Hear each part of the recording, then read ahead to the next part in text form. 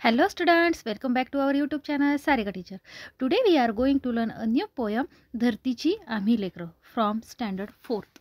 तर विद्यार्थी मित्रांनो, आज आपण इयत्ता 4थीची कविता क्रमांक 1 धरतीची आम्ही लेकरं.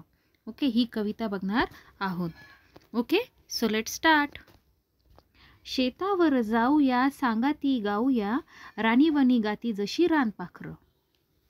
तर इथे काय सांगितलंय आपल्याला की आपण शेतामध्ये राबण्यासाठी कष्ट करण्यासाठी जाऊ या.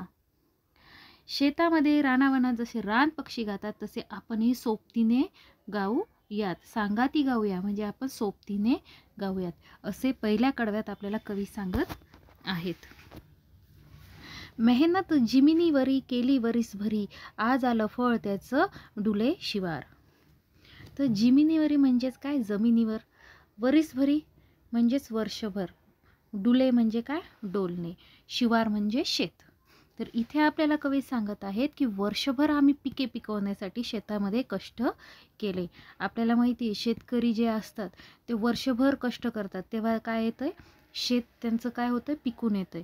तर आज त्यांच्या त्या कष्टाला फळ आले आहे. शेतातले पीक कसं आहे तर आनंदाने डोलत आहे.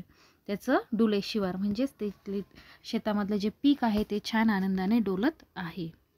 शाळू जुंधळा मोती चमचम चमकत्याती मोत्यांची सालभरी खाऊ भाकर. कवी इथे सांगत आहेत की भाताचे ज्वारीचे दाणे, जुंधळा म्हणजे ज्वारीचे दाणे कसे चमकत आहेत तर मोत्याप्रमाणे ते चमचम चमचम चमकत आहेत. इथे धान्याला कवीने मोत्याची उपमा दिली. या दाण्यांची आपण वर्षभर सुखाची भाकरी खाऊया असे इथे सांगितले आहेत. स्थापू समानता पोलादी ऐक्यता नाही धनी इथं कोणी नाही चाकर. कवी इथे महत्त्वाचा संदेश देत आहेत की आपण सगळीकडे काय करूया, समानता निर्माण करूया. आपण सगळे एकजूट होऊन इथे काम करूया. कोणी मालक नाही, कोणीही इथे नोकर नाही. आपण सगळे कोण तर कष्टकरी माणसं समान आहोत. आपण सर्वजण मिळून कष्ट करूयात.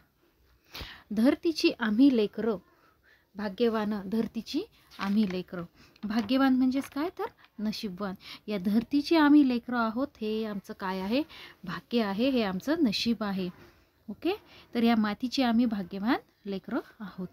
तर मुलांनो, शेतकरी आहे म्हणून आपण आहोत. शेतात कष्ट करून वर्षभर राबून शेतकरी आपल्याला धान्य पुरवतात आणि कष्टातही सुख मानणारे शेतकरी धरतीची लेकरं असल्यामुळे ते भाग्यवान आहेत असे कवितेत सांगितले आहे. आय होप ही कविता तुम्हाला समजली असणार. तेव्हा पुन्हा भेटूया नेक्स्ट व्हिडिओमध्ये. तोपर्यंत बाय.